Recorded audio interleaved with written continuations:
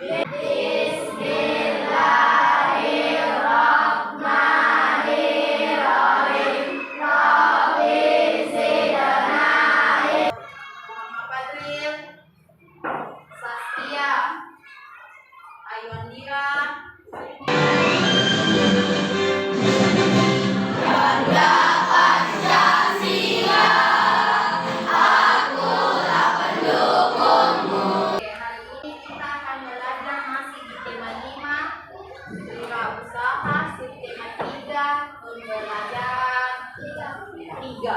ya. Adapun tujuan yang ingin dicapai hari ini yaitu melalui penjelasan materi kalian akan mampu mengidentifikasi jenis-jenis formulir dengan tepat. Kemudian setelah kegiatan demonstrasi kalian dapat menyimpulkan sifat-sifat magnet. Melalui juga kegiatan demonstrasi kalian nanti akan membuktikan beberapa cara proses pembuatan magnet. Dan kalau ada yang masih ingat pembukaan kita pada pertemuan sebelumnya apa? Medan magnet. Oke, apa yang kamu masih ingat tentang medan magnet? Tidak dapat dilihat namun dapat digambarkan. Apa lagi? Sifat-sifat magnet, di antaranya apa saja yang termasuk sifat-sifat magnet? Memiliki dua kutub. Kutub apa itu? Kutub utara dan selatan. Ada yang ingat kalian tentang formulir? Masih. Ada yang masih ingat apa itu formulir? Selembar kertas yang berisi data diri. Oke, ini kita akan membahas tentang jenis-jenis formulir ya. Jadi ternyata formulir itu ada beberapa. Contohnya ada yang kemarin sudah kita pelajari tentang apa? Formulir apa itu? Iya, formulir pengiriman barang. Berapa jenis formulir? Yang pertama, iya, formulir permohonan KTP. Kemudian apa lagi? Iya, formulir pembuatan SIM. Apa lagi? Formulir tabungan. Ada yang pernah kesini ke bank? Ya, pernah ke bank. Yang kemarin itu yang menerima bantuan ke bank ya. Sebelum kalian membuatkan tabungan, apa yang diminta petugas ke bank? Mengisi formulir. Apa yang diisi di situ, Saskia? Nama orang tua, nama siswa, alamat, nomor NIK. Ini kita akan membahas tentang formulir tabungan. Ya. Kemudian yang perlu diperhatikan dalam pembuatan formulir yaitu mengisi data-data nasabah. Yang mana maksud di sini nasabah? Orang yang ingin membuat tabungan. Yang harus diperhatikan adalah ini. Untuk pengisian formulir permintaan tabungan, yang harus diperhatikan yaitu mengisi data-data nasabah. Kemudian memilih produk rekening,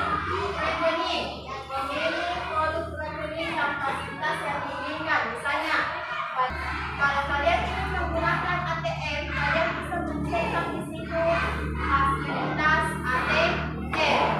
Nanti setelah dibuatkan buku rekening lengkap dengan ATM-nya.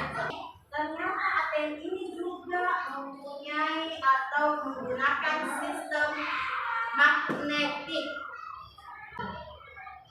Siapa yang bisa menunjukkan? Mari coba menunjukkan yang mana ATM-nya.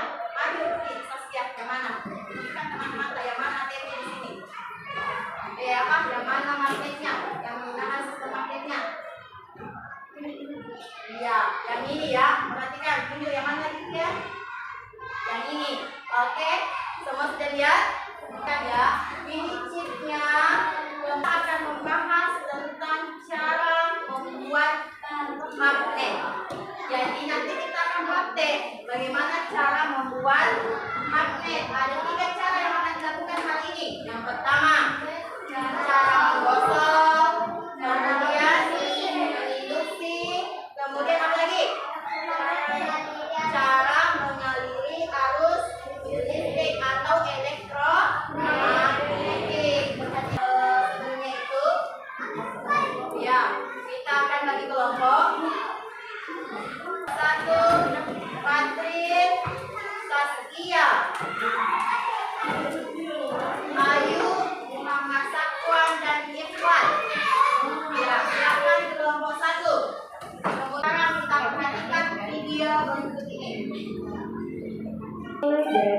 cara membuat magnet.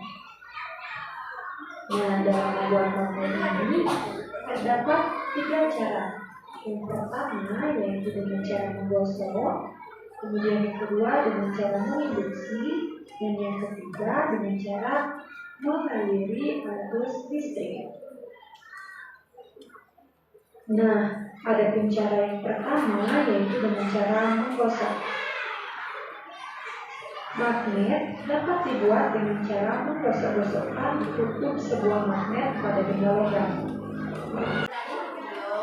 Nah, tadi apa yang kalian lihat di video di atas? Cara pembuatan magnet. Oke, sekarang tadi setelah menonton video, apa yang terjadi setelah paku besar digosokkan dengan magnet?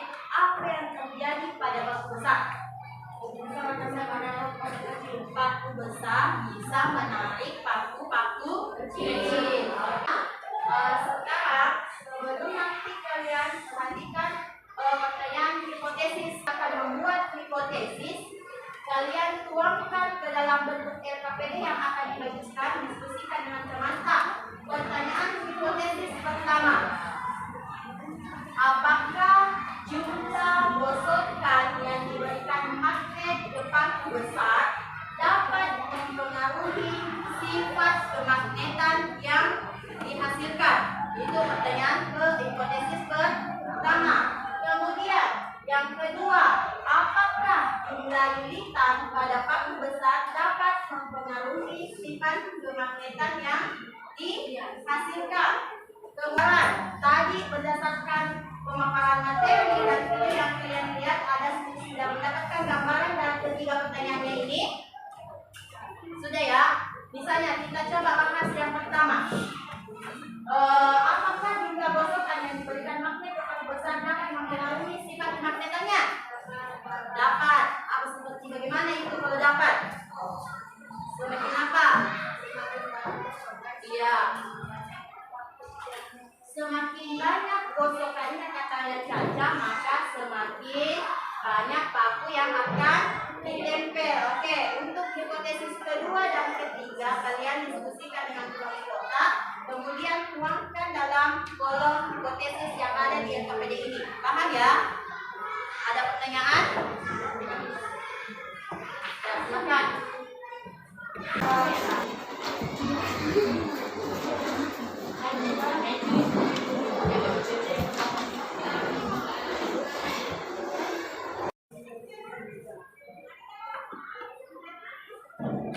Setelah kalian menentukan hipotesisnya atau membuat pernyataan umum, perwakilan kelompok maju untuk mengambil alat yang ada di depan.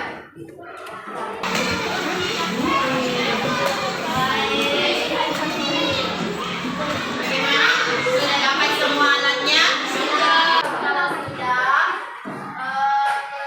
mendapatkan alat dan sudah merumuskan hipotesisnya, silakan perhatikan alatnya. Di situ ada baterai, double tip, magnet, paku besar dan paku kecil. Silakan lakukan percobaan sesuai langkah-langkah yang diminta. Paham? Ya, untuk percobaan pertama. Kalian ikuti langkah-langkah percobaan pertama. Setelah itu tuliskan hasilnya di sini. Misalnya 5 kali gosokan, berapa jumlah paku kecil yang akan tertarik? 15 kali gosokan, berapa jumlah paku kecil yang akan tertarik? 5. Berapa yang bisa tertarik? 1. Tulis.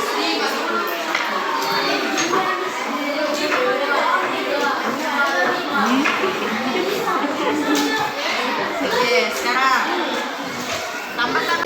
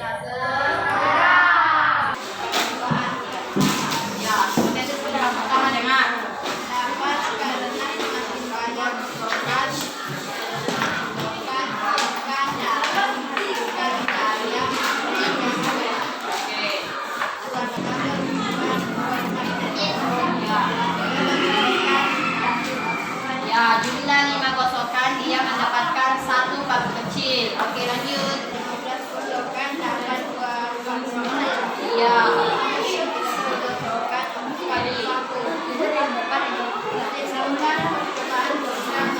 Jika 5 gosokan daya tarik magnet bidang sedang, saat 10 gosokan daya tarik magnet bidang tua dan pada kepastian dapat ditarik. Oke, jadikan aja kesimpulannya untuk kelompok 1.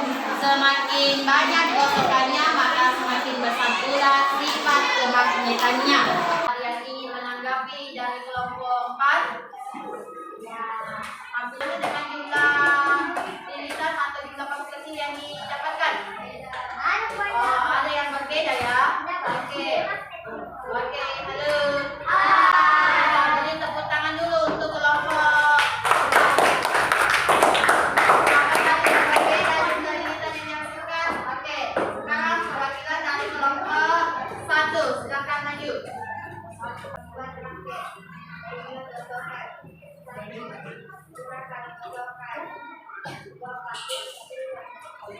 Ya.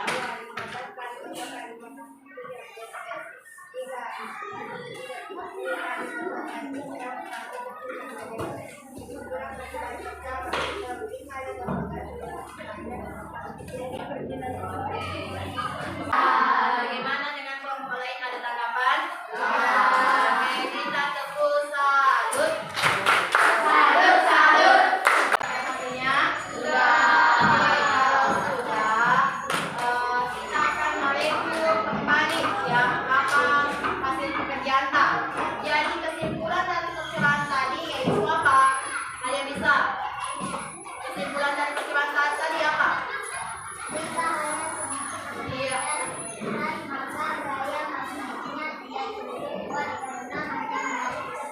Oke, jadi intinya semakin banyak jumlah gosokan yang dilakukan, maka sifat kemagnetannya akan semakin kuat. Contohnya yaitu jika makin banyak gosokannya, maka banyak pula paku kecil yang akan tertarik, tertempel. Begitu pula dengan jarak magnet dengan besi maupun jumlah lilitan. Semakin banyak jumlah lilitan, semakin dekat jarak besi ke magnet, maka akan besar sifat kemagnetannya. Oke, untuk review per kelompok, semua kelompok sudah bekerja sama dengan baik. Yang membedakan hanya jumlah paku kecil yang dihasilkan. Siapa yang bisa menyimpulkan pembelajaran kita kali ini? Apa yang kita pelajari tadi? Oke, dan magnet. Cara membuat magnet. Oke, apalagi buat formulir. Oke, apa yang formulir kalian pelajari? Dan cara penggunaan magnet ada 3, yaitu cara induksi, cara menggosok, cara mengaliri arus listrik. Oke, cek penggunaan kalian, silakan kerjakan. Soal informasi ada 3 nomor, silakan